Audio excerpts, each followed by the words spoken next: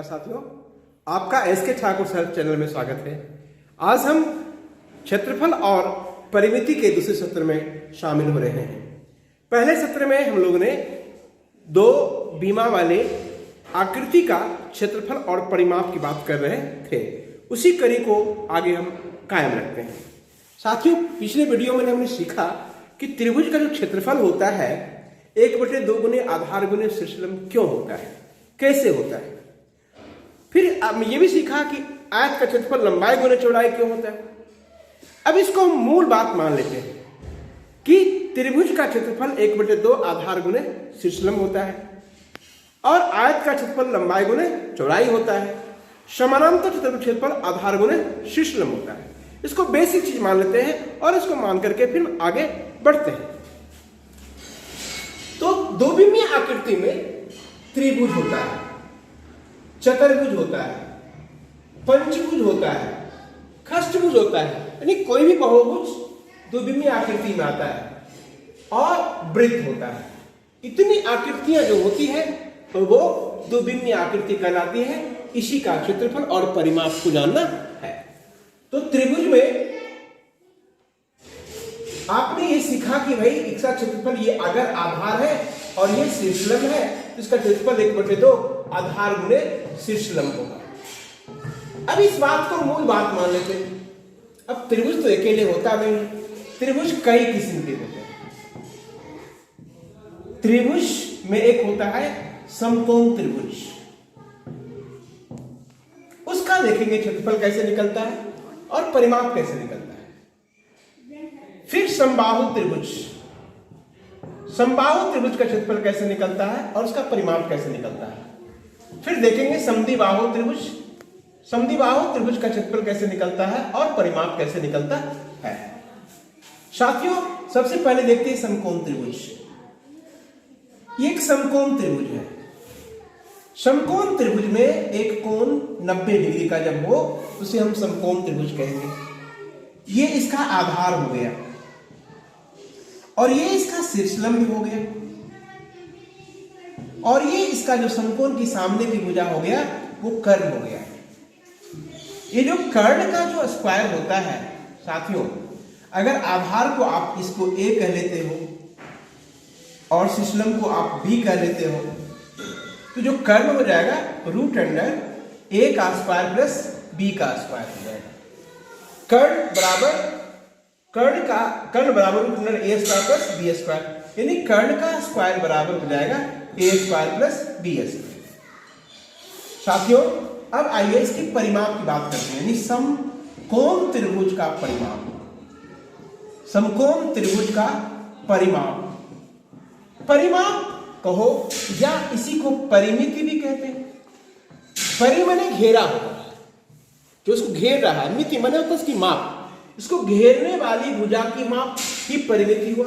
तो घेरने वाली भुजा एक a है, दूसरी भुजा को आपने b कहा, b है, और तीसरी भुजा को कर्ण कहा। कर्ण का मान आ गया √a square plus b square. ये समकोण त्रिभुज का परिमाप हो गया, a plus b √a square plus b square. अब इसकी क्षेत्रफल की बात करेंगे। क्षेत्रफल का मतलब होता है 1/2 आधार गुने शीर्षलंब। 1/2 आधार इसका a है और शीर्षलंब को b कहा, तो इसका क्षेत्रफल हो गया 1/2 आधार गुने शीर्षलंब। साथियों, यह क्षेत्रमिति का बेसिक नॉलेज है। इस नॉलेज का इस्तेमाल करके आप क्षेत्रमिति के प्रश्नों को बनाने में काफी सहूलियत आप प्राप्त कर सकते हैं। तो इसे आसानी के साथ सीखें और इसे अप्लाई करें मेंसुरेशन के क्षेत्रमिति के प्रश्नों को बनाने में। समकोण त्रिभुज में, समकोण त्रिभुज के अगर दोनों भुजा बराबर हो जाए, आधार और शीर्षलंब दोनों बराबर हो जाए, तो उसको कहेंगे समकोण समद्विबाहु त्रिभुज। समकोण समद्विबाहु त्रिभुज, right isosceles triangle, right isosceles triangle. अब ये समकोण समद्विबाहु त्रिभुज है, इसकी ये भुजा इस भुजा के बराबर है। साथियों, अगर ये a है तो ये भी a है। अब इसकी भुजा का मान यानी कर्ण जब निकालेंगे तो सूत्र वही सीखेंगे, आधार का स्क्वायर प्लस लंब का स्क्वायर, या आधार भी ए स्क्वायर लंब भी ए स्क्वायर है, तो ए स्क्वायर प्लस ए स्क्वायर हो जाएगा 2a स्क्वायर। 2 का वर्गमूल नहीं निकलेगा तो √2 हो गया, ए स्क्वायर का वर्गमूल निकल जाएगा ए के ऊपर रूट नहीं हुआ, ध्यान देंगे साथियों, ए के ऊपर रूट नहीं देंगे क्योंकि ए स्क्वायर के ऊपर रूट था, अब उस स्क्वायर रूट को छोड़ दिए तो स्क्वायर को भी छोड़ना पड़ेगा, यानी केवल ए लिखेंगे, √2 गुने ए इसका कर्ण हो गया। अब इसकी परिमाप की बात करते हैं, फिर परिमाप माने वही घेरा की माप, परिमिति माने वही घेरा की माप। परिमाप का मतलब एक भुजा ए हो गया, दूसरी भुजा भी ए हो गया और तीसरी भुजा इसका कर्ण हो गया 2a, अब प्लस कर्ण इसका है √2a। साथियों अगर हम इसमें से a कॉमन निकाल लेते हैं तो 2 + √2, इसकी परिमाप हो गई a × 2 + √2।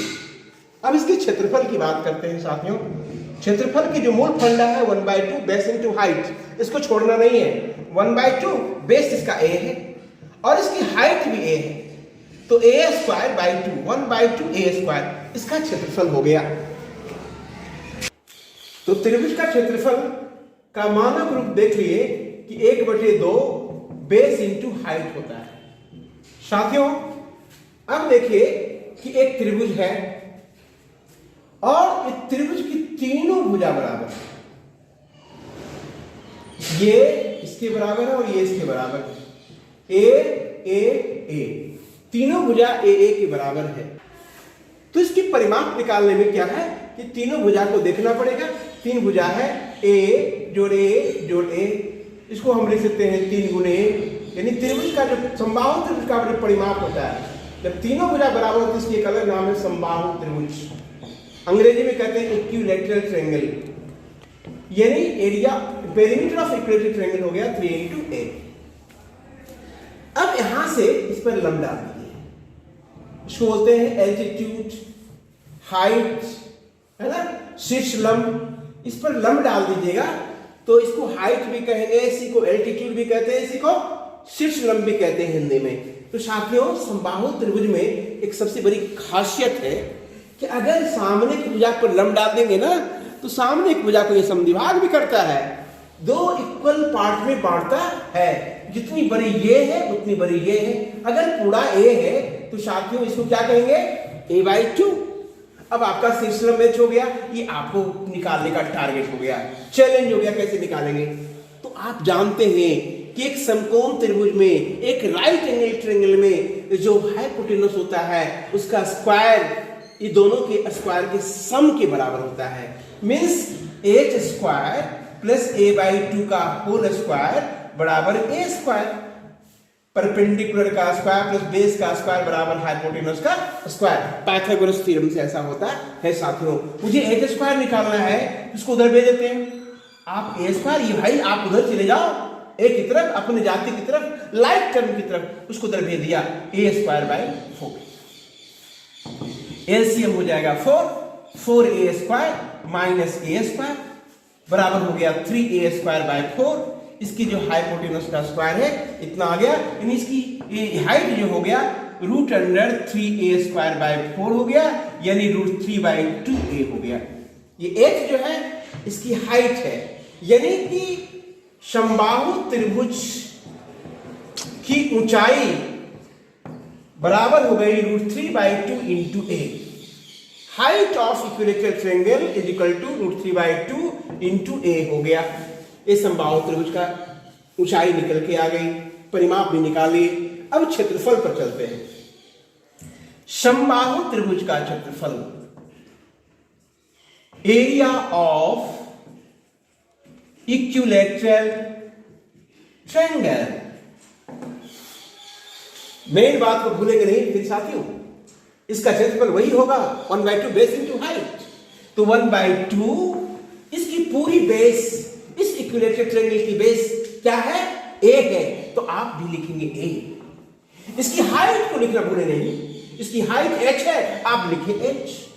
साथियों a, इसकी हाइट मुझे प्राप्त हो गया है √3/2a, √3/2a।